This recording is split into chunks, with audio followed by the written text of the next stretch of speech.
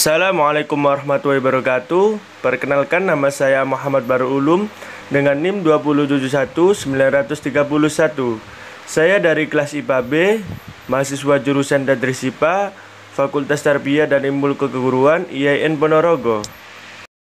Sebelum saya mempraktekkan bagaimana strategi pembelajaran kooperatif ini, di sini saya akan menjelaskan bagaimana definisi dari pembelajaran kooperatif ini.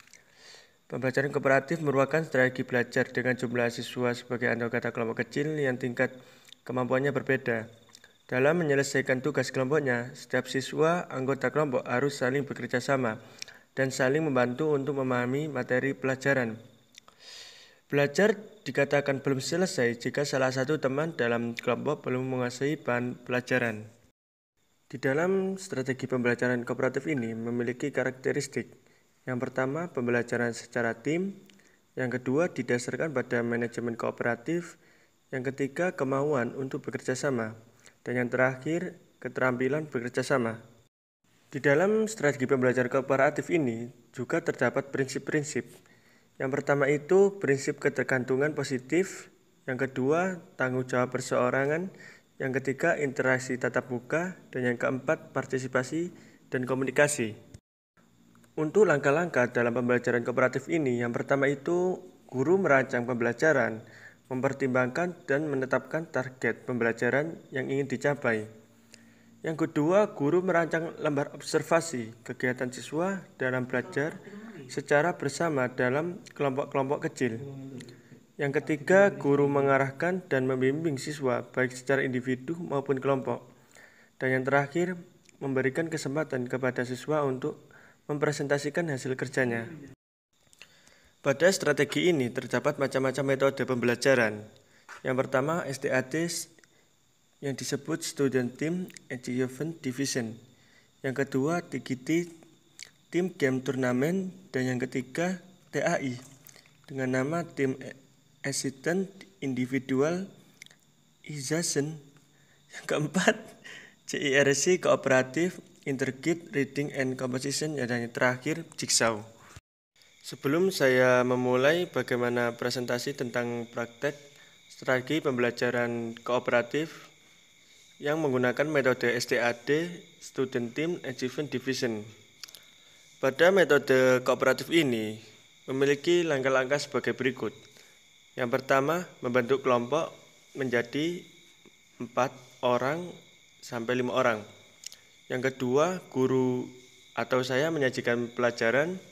Yang ketiga, saya memberikan tugas kepada kelompok untuk dikerjakan oleh anggota kelompok. Anggota kelompok yang sudah mengerti dapat menjelaskan pada anggota lain sampai semua anggota dalam kelompok itu mengerti. Yang keempat, saya memberikan kuis atau pertanyaan kepada seluruh siswa. Pada saat menjawab kuis ini tidak boleh saling membantu. Yang kelima, memberikan penghargaan kepada kelompok yang memiliki skor tertinggi.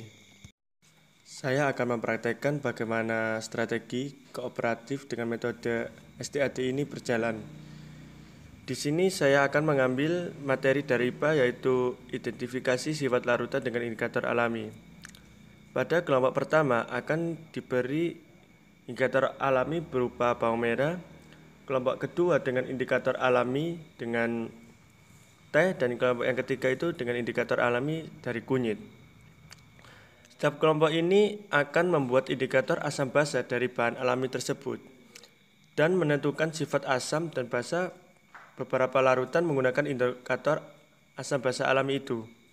Di sini saya akan menjelaskan sebagai materi pemahaman awal untuk para siswa saya, yaitu tentang indikator asam basa. Indikator merupakan suatu zat yang dapat berubah warna sesuai dengan keasaman atau kebasahan suatu larutan. Basa secara kimia dapat diidentifikasi sebagai senyawa yang menghasilkan ion hidroksida ketika larut dalam pelarut air.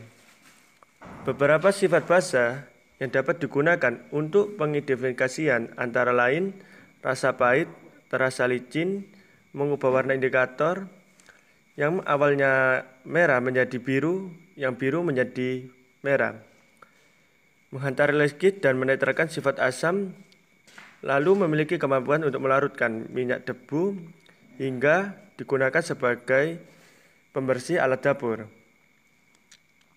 Indikator ini berfungsi sebagai petunjuk sifat asam basa suatu larutan yang memberikan warna berbeda ditambahkan ke dalam larutan asam basa. Perubahan warna pada indikator sering dengan perubahan pH-nya. Indikator ini terdiri dari beberapa macam, yaitu kertas lakmus, larutan indikator pH universal, dan indikator alami. Tanaman yang dapat dimanfaatkan sebagai indikator alami dalam bentuk larutan. Akan tetapi, indikator alami dalam bentuk larutan memiliki kekurangan, yaitu mudah rusak dan tidak dapat disimpan dalam waktu yang lama. Sedangkan indikator alami dalam bentuk kertas dan serbuk dapat digunakan relatif lebih lama dibanding dengan indikator dalam bentuk larutan. Skala pH berkisar dari 1 sampai 4. Nilai 7 sebagai menunjukkan suatu sifat netral dan dikatakan asam jika memiliki pH yang lebih kecil dari 7. Nilai pH yang mendekati angka 0, maka tingkat keasamannya makin kuat, sedangkan nilai pH suatu zat memiliki 7, maka tingkat keasamannya semakin lemah. Saat ini kebutuhan indikator terbatas hanya pada indikator sintesis saja dengan harga yang relatif mahal dan tidak ramah lingkungan. Oleh karena itu, diperlukan indikator alternatif yang relatif lebih murah, mudah diperoleh dan ramah lingkungan, sehingga dapat menggantikan fungsi dari indikator sintetis tersebut.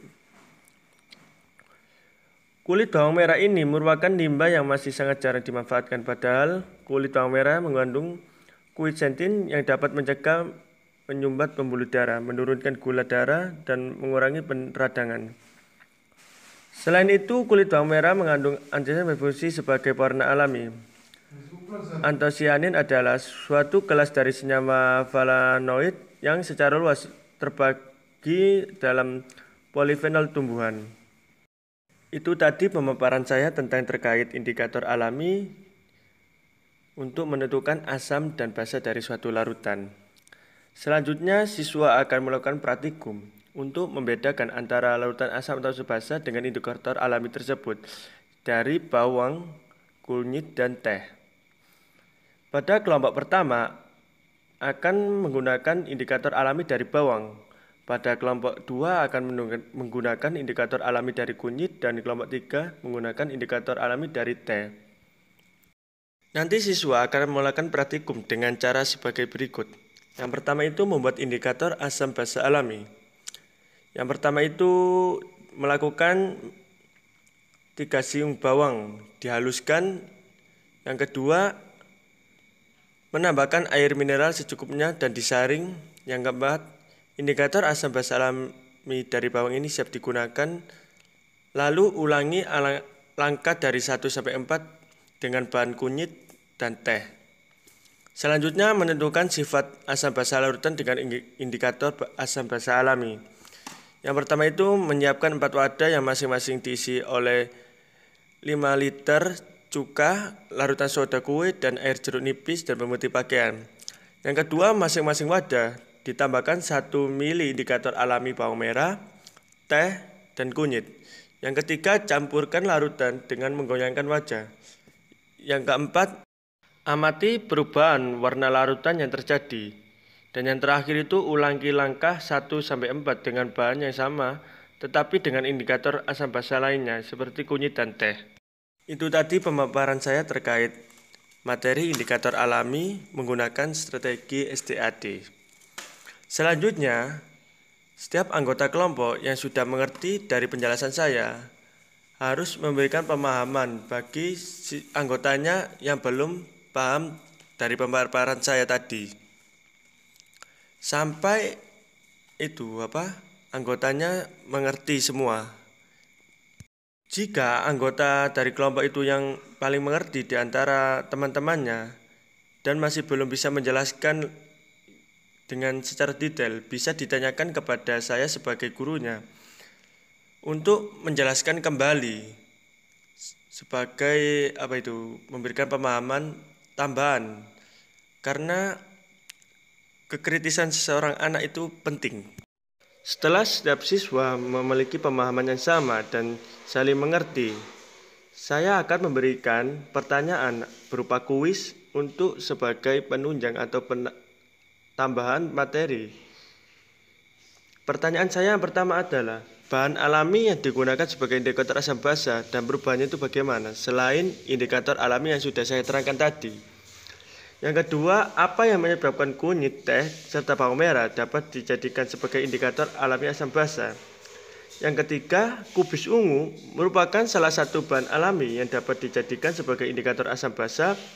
Warna apakah yang ditunjukkan oleh indikator tersebut jika ditekskan pada larutan dengan pH kurang dari 3, pH 4-7 dan pH 7-8 serta pH lebih dari 8.